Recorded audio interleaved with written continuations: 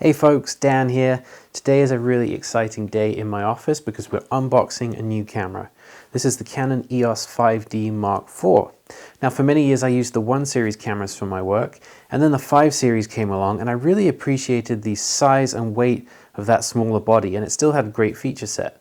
So I've been using 5 series cameras for the majority of my work for many years. In fact, this 5D Mark III that I have here has been with me for, I guess, 4 years now, since the very first day that those were available.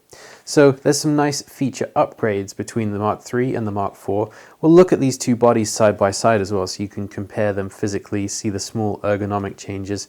But here we're talking 61-point autofocus system, 7 frames a second, 30 megapixel sensor, built-in Wi-Fi, built-in GPS, a touch screen. You know, there's some nice improvements on the photographic side of things.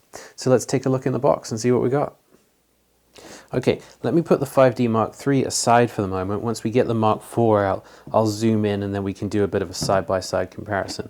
So let's see what we have here then. I don't expect this to be a very long unboxing. There won't be too many things in here, especially for people that have seen these kind of things before. It's all pretty familiar stuff. Warranty information,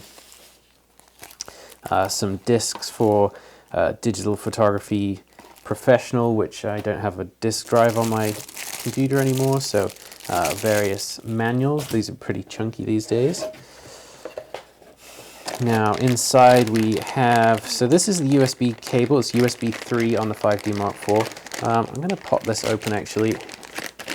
I'll show you this because we do have the port protector on here, which they started shipping. I think the 7D Mark II was the first camera to come with that.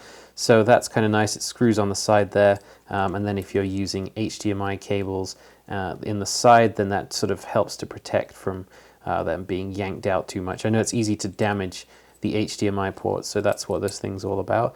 A little cable protector, and yep, USB 3. Okay,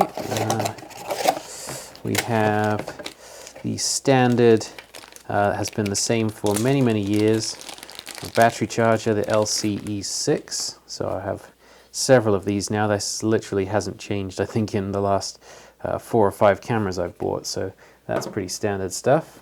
Let's put that down there. We have the LPE6N battery with this camera.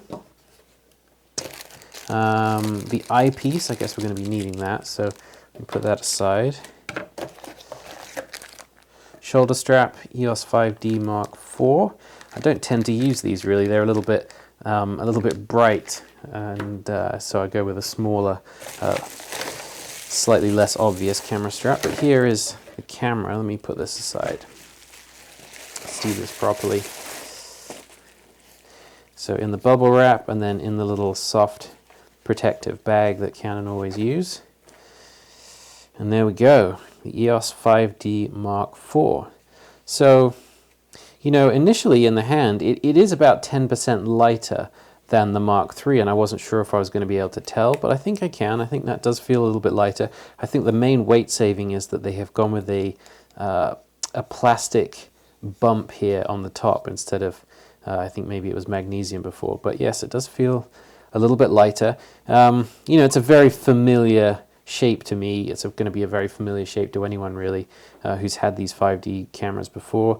On the front here, you'll notice we now have the socket for putting the remote control is actually on the front. It used to be on the side, so now that's a pretty big difference to the look of the front of the camera, but otherwise looks pretty similar. So that's everything that's in the box. So if you just came for the unboxing side of things, that's it really. It's pretty simple. Okay, let's do a little bit of a side-by-side comparison then. We have the Mark IV on this side and the Mark III here. Looking at it from this side, they're basically indistinguishable. On the back, we have really not too many differences. There's a slight design change on the 8-way controller, and also we have this extra button on the Mark IV, which is user assignable for various focus controls there. That was a similar control actually was kind of surrounding the 8-way controller on the 7D Mark II. This actually initially, I have a 7D Mark II, it's actually what is recording the video you're watching at the moment, and I definitely, already I prefer this design having the button beneath it rather than the circular switch around it that was on the 7D there, so that's actually quite nice. Obviously this is a touchscreen on the Mark IV, so that's a big difference, although physically to look at them there is no obvious difference. So it looks pretty similar on the back.